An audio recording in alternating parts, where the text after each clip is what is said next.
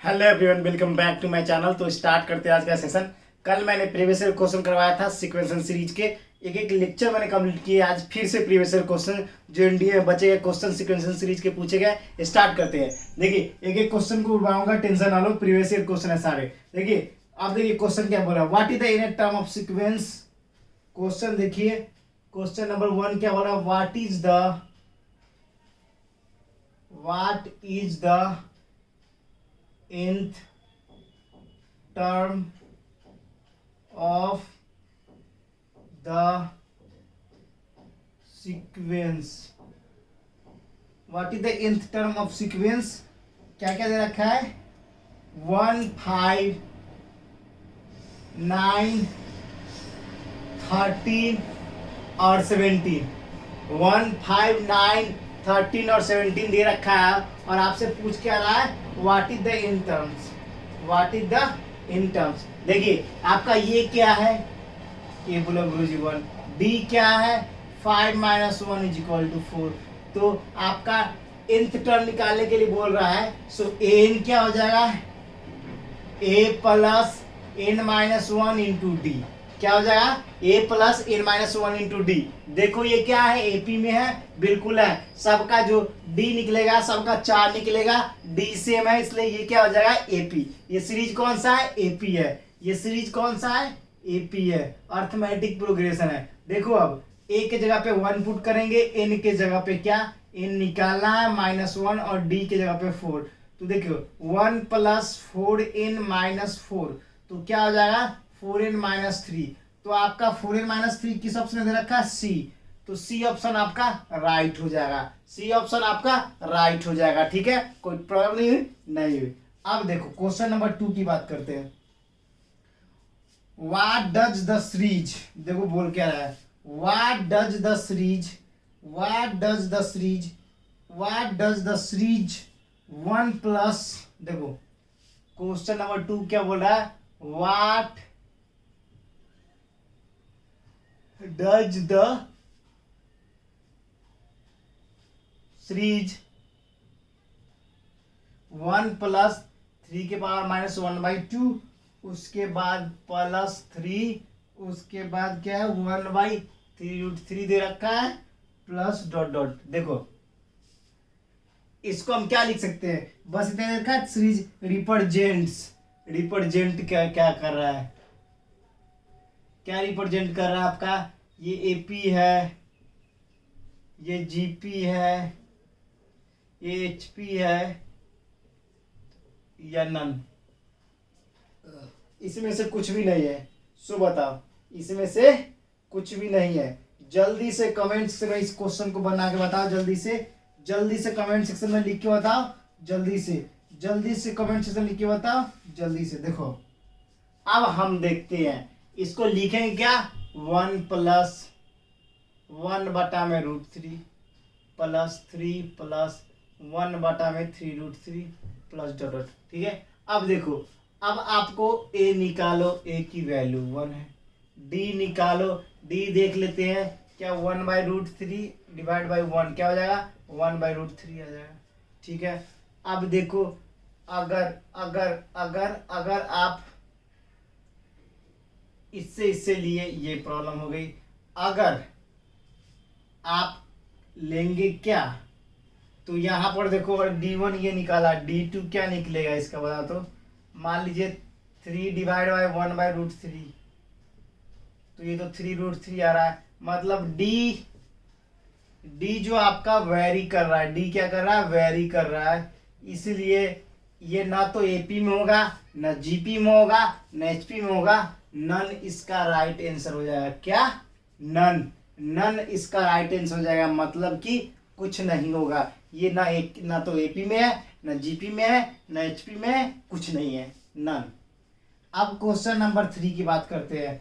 Question number 3 कल करवा चुका था, 4 भी करवा चुका था, 5th भी करवा चुका हूं। अब 6th पे आते हैं। देखो 61 नंबर क्वेश्चन पे आते हैं। इस बुक में 61 नंबर पे दे रखा है। देखो बोल रहा है, if PQR are in AP। देखो क्वेश्चन क्या बोल रहा है, वो समझो। क्वेश्चन क्या बोला, ध्यान समझो कि आपका P Q R in question number 3 आज का, if P Q R in the किस में है, एपी में है, as well as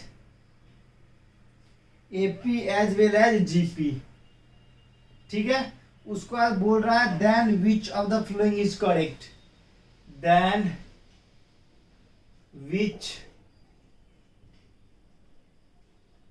of the following is correct, इसमें से कौन सा सही होगा। अब ध्यान से देखो, आपका ऑप्शन दे रखा है, ऑप्शन लिखना बहुत ज्यादा जरूरी है। इसका ऑप्शन दे रखा है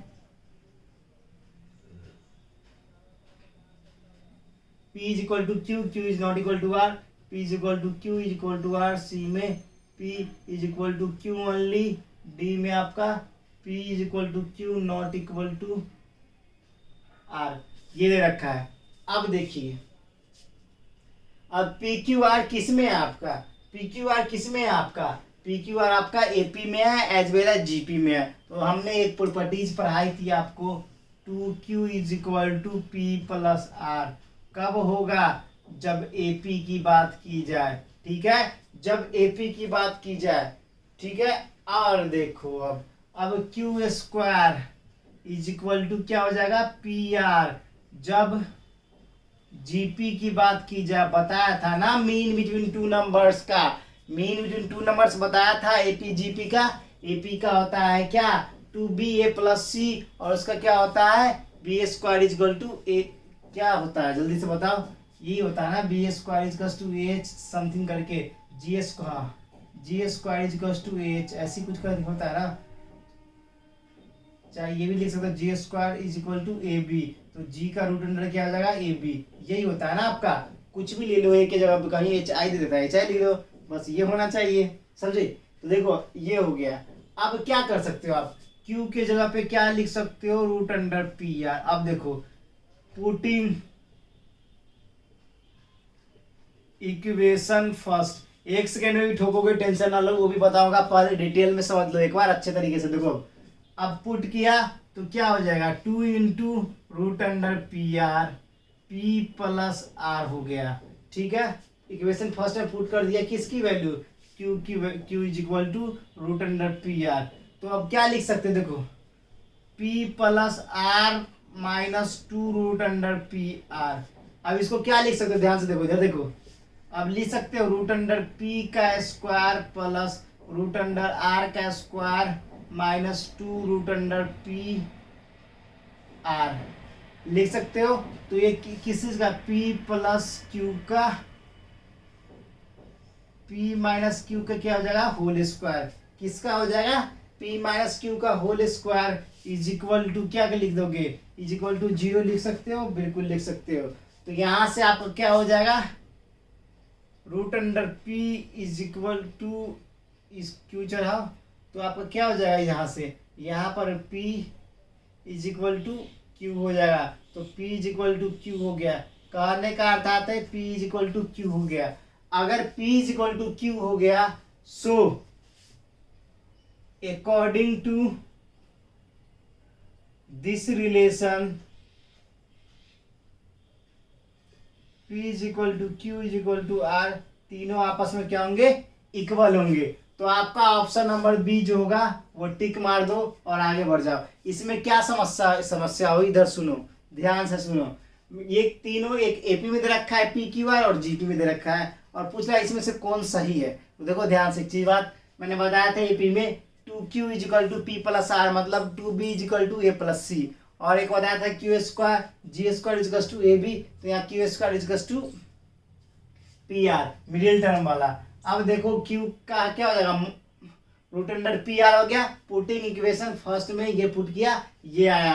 अब देखो यहाँ पर क्या किया मैंने, इसी को कर लिया, तो p minus Q is equal to 0 हो गया, उधर की वैल्यू इधर आ गई तो क्या हो जाएगा, 0 हो गया। यहाँ पर उधर की वैल्यू आ जाएगी तो यहाँ पर हो जाएगा ना 0, तो p minus Q is equal to 0, तो p is equal to root Q, तो p is equal to Q.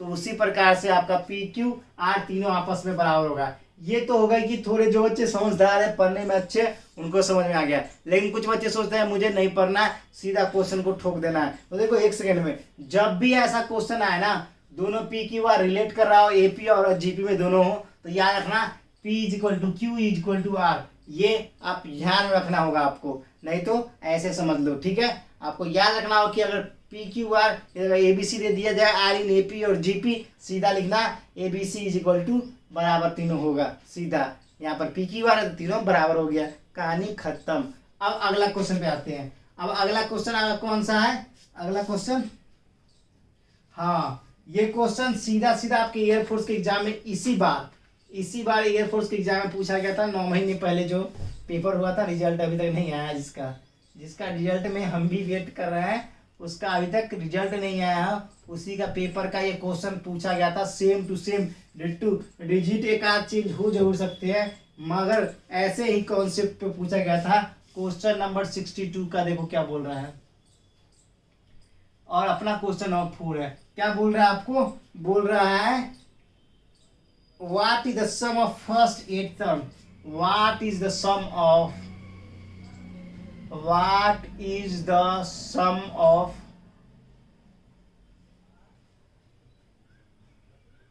first 8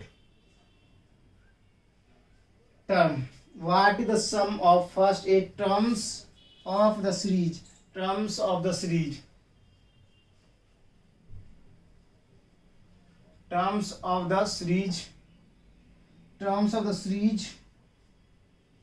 series क्या रखा है, 1 minus 1/2 plus 1/4 minus 1/8 dot dot dot क्या होगा। अब देखो ऑप्शन दे रखा है एक नंबर में 89/128, 57/384, और सी में दे रखा है कितना 85/128, 128, और डी में क्या देगा नन। अभी इस क्वेश्चन को कैसे करेंगे सॉल्व, देखते हैं ब्लू वाला मार्कर चल पाता है कि नहीं, ठीक है। देखो अब क्या करना है, सबसे पहले आपको क्या बोल रहा है, सम ऑफ 8 टर्म्स, क्या बोल रहा है, सम ऑफ 8 टर्म्स। अब जैसे ही 8 टर्म्स की नाम ले तो हमें एक फॉर्मूला याद रखना है। कौन सा फॉर्मूला, देखो मैंने आपको 2 फॉर्मूला बताया था, सम ऑफ 8 टर्म्स का 2 फॉर्मूला बताया था। एक बताया था कि अगर आपका r जो है लेस देन 1 होगा तो क्या हो जाएगा आपका, देखिए आपका ये हो जाएगा ये 1 minus R in 1 minus R. अगर इस आपका सम ऑफ टर्म अगर जे r ग्रेटर देन 1 होगा तो क्या हो जाएगा, ए क्या हो जाएगा आर इन -1 और आर -1। यही फॉर्मूला, ये दोनों फॉर्मूला बहुत ज़्यादा इंपॉर्टेंट है। मगर यहाँ पर देखो आपका r लेस देन 1 है, r क्या है, लेस देन 1 है, तो देखो अब पुट कर दो सीधा, और कुछ क्या करना, पुट कर दो सीधा, एक ही जगह पे क्या पुट करोगे, इसको ये फॉर्मूला लेंगे क्योंकि आपका r लेस देन 1 है, एक से छोटा है। देखो एक की जगह पे 1 ले लेंगे, और r कितना है आपका, r जल्दी से बताओ कमेंट सेक्शन में, क्या हो जाएगा, r -1/2 हुआ कि नहीं, यस। तो r आपका क्या हो जाएगा, a आपका 1 आ गया, r आपका -1/2, क्या हो जाएगा -1/2 के पावर n, n के जगह पे क्या है 8 है, n के जगह पे क्या है 8 है, डिवाइड बाई 1 माइनस r के जगह पे क्या लिखोगे -1/2, ठीक है। समझ गए, समझ में तो आना ही चाहिए, इससे कोई ऑप्शन नहीं है, इतना तो समझ में आ गया। अब देखो क्या करना है, उसके बाद आपको इस क्वेश्चन को कैसे सॉल्व करोगे, जल्दी से बताओ। तो देखो अब यहाँ पर हो गया क्या, 1 माइनस 1 बटा में 256 होगा, इसको 2 के पावर 8 को क्या हो जाएगा 256 होगा, और नीचे क्या हो जाएगा आपका 1 + 1/2, उसके बाद 256 माइनस 1 बटा में क्या हो जाएगा 3/2 हो जाएगा, तो 255 बटा में 256, उसके बाद 2 से ऊपर मल्टीप्लाई, 3 से नीचे। अब देखो यहाँ पर कुछ कटने वाला दिख रहा है आपको, 8 3 24, 1 5 कट जाएगा, 8 3 24 और 3 5 85, 5 दूना 10, 85। अब 2 से कटेगा बिल्कुल, 2 से 128 मरतबे, 85 बटा में 128। जिस भी ऑप्शन में होगा उसको टिक मारेंगे और बोलेंगे बिल्कुल सही है। हम बिल्कुल सही बनाते हैं, बिल्कुल सही है। ये एनडीए के सारे क्वेश्चन प्रीवियस ईयर है। ये एनडीए के कब पूछा गया था? 2012 के सेकंड में, 2012 के सेकंड में, ठीक है। ये भी क्वेश्चन एनडीए के 2012 के फर्स्ट में पूछा गया था। सारा प्रीवियस ईयर ही क्वेश्चन है। अगर आप बनाए होगे तो आपको पता होगा। जो बच्चे को बिलीव नहीं हो रहा है, जाके क्वेश्चन प्रीवियस ईयर का ले लो और देखो, आपको जरूर मैच करेगा सीधा, ठीक है, समझ में आ जाएगा। देखो अब अगला क्वेश्चन पे आते हैं। अगला क्वेश्चन क्या बोल रहा है जो बहुत इंपॉर्टेंट है, उसके बाद अगला क्वेश्चन यह the angle of a triangle are in AP. बहुत ज्यादा इंपॉर्टेंट क्वेश्चन है और ये क्वेश्चन एनडीए वाले का पता नहीं कितना फेवरेट है, मुझे समझ नहीं आता, बहुत ज्यादा फेवरेट है। Air force navy coast guard JE के लिए बहुत ज्यादा इंपॉर्टेंट है। देखो देखो क्या बोल रहा है क्वेश्चन, ध्यान से पढ़ो इस क्वेश्चन बोल क्या रहा है आखिरकार। क्वेश्चन क्या बोल रहा है, देखो ध्यान से। क्वेश्चन बोल रहा है कि what the angle of triangle are in AP. Question बोल रहा है 5 number, the angle of triangle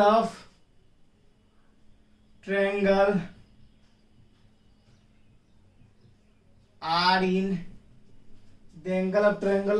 AP and the least angle is R in AP and least angle is 30 degree. What is the greatest angle? What is the greatest angle? What is the greatest? What is the greatest angle?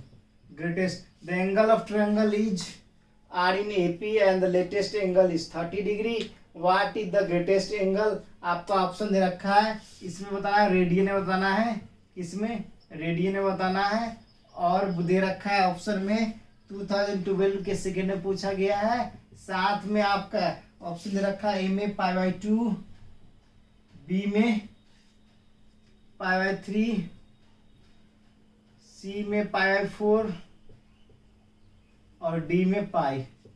ये दे रखा है option आपका।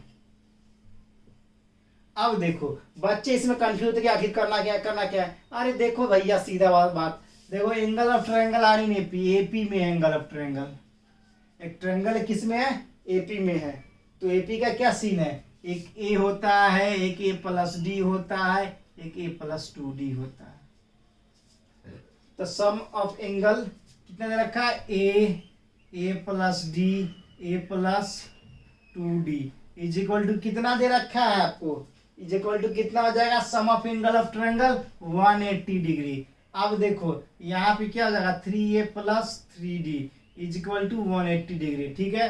3a+3d क्या हो जाएगा, 180 degree. और आपका एक चीज ध्यान में और रखना है कि आपका लीस्ट एंगल दे रखा है, मतलब कि लीस्ट एंगल जब भी बोले लीस्ट एंगल तो क्या हो जाएगा, ए कितना दे रखा है, 30 डिग्री। तो 3 गुने 30 + 3d इज इक्वल टू 180, तो 3d इज इक्वल टू 90 हो जाएगा। 3d इज इक्वल टू क्या हो जाएगा, 90 हो जाएगा। तो d की वैल्यू क्या हो जाएगी, यहाँ पे d की वैल्यू क्या हो जाएगी, 30 डिग्री हो जाएगी। d की वैल्यू क्या हो जाएगी, 30 डिग्री हो गया। समझ में आ रहा है? मैंने पढ़ा है एपी का, अगर 3 टर्म्स हो तो आप जानते हो ट्रायंगल में 3 टर्म्स होते हैं, a+d और a+2d। तो देखो तीनों को सम किया, तीनों का सम ट्रायंगल का 180 डिग्री। यहाँ से आपका ए दे रखा था, लीस्ट एंगल जो दे रखा है वो ए है, उसका क्या है, तो डी निकल गया आपका, क्या डी आपका निकल गया 30 डिग्री। तो देखो अब तो पहला ए है तो 30 मतलब π/6। दूसरा क्या है आपका, दूसरा a+d है तो क्या हो जाएगा 30 प्लस कितना a plus d क्या 30 plus 30 60 तो pi by 3. Then after what you will use? You will be use the greatest angle which is a plus 2d, which is a plus 2d. Then we all know that a plus 2 is the largest angle of this triangle, so we can conclude that we have to put the value of a. So value of a is 30, and we also calculate the value of d. So what is the value of d? Value of d is also 30. So lastly we conclude that 60. Then after, what is the total angle? Is equal to 90. So what is your greatest angle? So a plus 2d, it conclude 90 degree. So what is your right option? So your right option is pi by 2, or it contain option number A. So you will solve this question by this method. And आपको ये video पसंद आया होगा. और दोस्तों ये सारे जो है सारे प्रीवियस क्वेश्चन है 2012 के सेकेंड में पूछे गए हैं, तो आप अच्छे और आसानी तरीके से कर सकते हो. सारे चीज का शॉर्ट ट्रिक्स होता है. बेसिकली इस क्वेश्चन में आपको क्या कर रखा है, लीस्ट एंगल दे रखा है और ट्रायंगल में दे रखा है. खासकर जो एंगल ऑफ ट्रायंगल किस में, एपी में है. तो एपी में जब भी बोला जाए, आपको मैंने 3 सम बताया था, एक 4 टर्म का, 5 टर्म का, 6 टर्म का और 3rd टर्म का. जैसे angle sum of angle of triangle, क्योंकि ट्रायंगल में 3 भुजाएं होती है, ए प्लस डी और ए प्लस 2d. किस में, एपी में. एपी में हो गई, तीनों का सम 180 होता है. 180 से मैंने यहाँ पर लीस्ट एंगल ए दे रखा है 30, तो डी की वैल्यू 90 आ गई. अब सब में वैल्यू पुट किया और आपसे पूछ रहा है what is the greatest angle. Then you will be say that what is the greatest angle. The greatest angle is pi by 2. So option number A is the right one. So I hope आपको ये video पसंद आएगा. Like subscribe share बिल्कुल कर देना अगर channel पे नए हो तो, और कमेंट सेक्शन में बताना कि आपको ये वीडियो कैसा लगा. फिर मिलते हैं नेक्स्ट वीडियो में. फिलहाल इतना ही. जय हिंद, जय भारत, वंदे मातरम.